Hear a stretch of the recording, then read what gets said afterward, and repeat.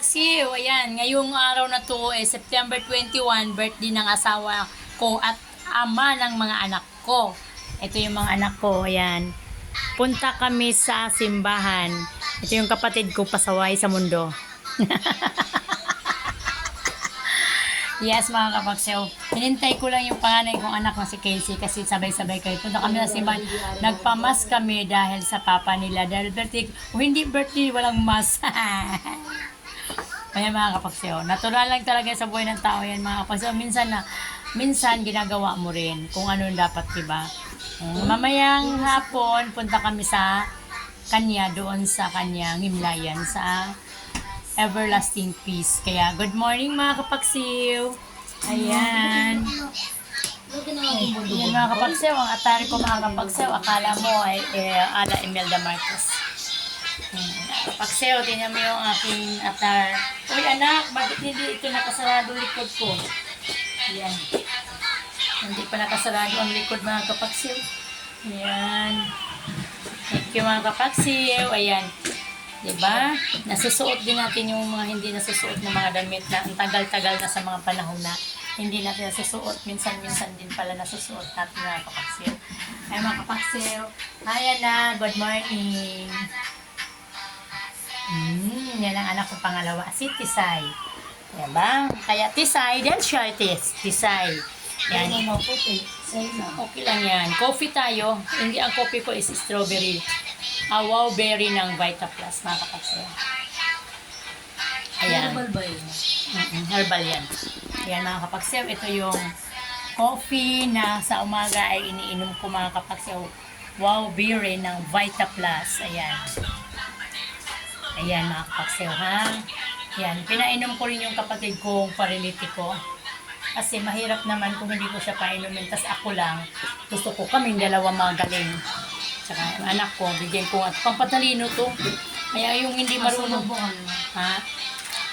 Hindi, pampatalino to. Bigyan mo kay Biboy. Ayan, 5. Yan, ito ay pampatalino sa mga bata. Kapag may mga anak kayong mahina ang utak, yun na ang hindi naman natin masabi. Minsan talagang mayroon mga ito yung gagamitin natin. Wow berry ng First Vita Plus, di ba? Lahat ng product na First Vita Plus, maganda naman talaga. Depende sa paggamit.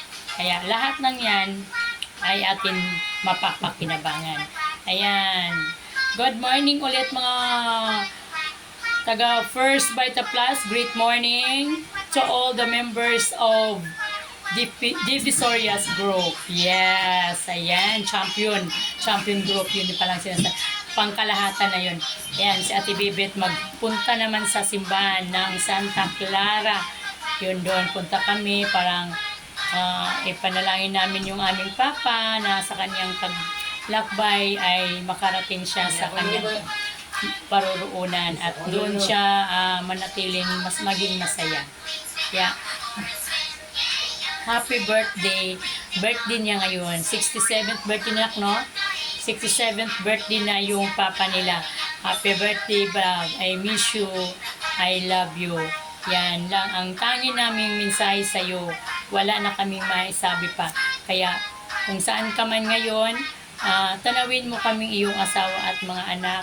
Ingatan mo kami. Gabayan mo kami sa lahat naming mga ginagawa. At huwag mo kami pababayaan, ha? Kaya kayo, ikaw, tayo ay magmamahalan. Kasi kapag ang tao ay mawawala na sa mundo, saka mo maisip at maalala na mahalaga pala siya sa'yo. Kaya yun mga kapaksiw, paalala lang doon sa mga may mga nag-aaway-away na pamilya, nag-aaway-away, nag-inggitan, nagkaka-misunderstanding na pamilya, huwag natin gawin yun. Kasi yan ay pagdating ng panahon kapag mawawala na yung isang taong mahal mo sa buhay ay tsaka mo maiisip na siya pala ay mahalaga para sa iyo. Kaya yung mga pera, yun at sinasabi nga nila yung pera ay mahalaga. Opo, dito sa mundo. Pero pagdating sa kung saan man tayo, wala na, hindi na natin kailangan yan. Kaya maraming nagpatayan dahil sa pera, mga kapatid, mag-ina, mag-ama, dahil sa pera. Kaya huwag natin isipin ang pera. Oo, importante, pero slow lang. Huwag kayong masyadong hot, di ba? Kaya good morning mga kapagsiyo. Thank you very much. Bye-bye.